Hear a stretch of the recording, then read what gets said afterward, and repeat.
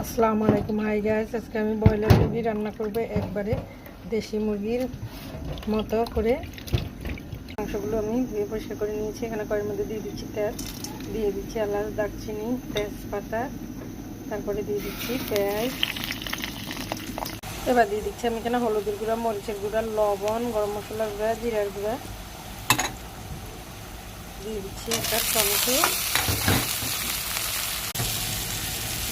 দিয়ে দিচ্ছি আদা, রসুন।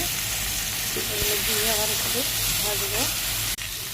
এবার আমার মশলাগুলো ভাজি হয়ে গেছে। এবার আমি দিয়ে দেবো মুরগির মাংসটা।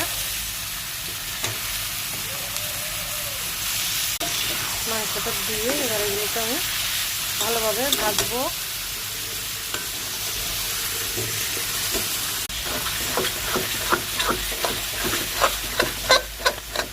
মাংসগুলোকে ভালোভাবে ভেজে নেব।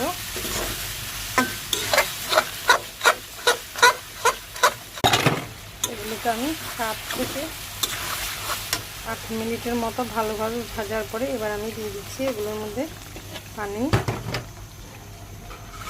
পানিটা দিয়ে ভালো করে নাড়াচাড়া করে এগুলো ফুটে মাখা মাখা হওয়া পর্যন্ত আমি অপেক্ষা করব।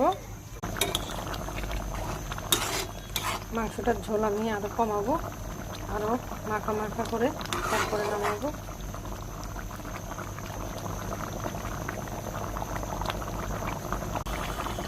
মাংসটা একবারে মাখা মাখা, দেখুন একেবারে আঠালো হয়ে গেছে।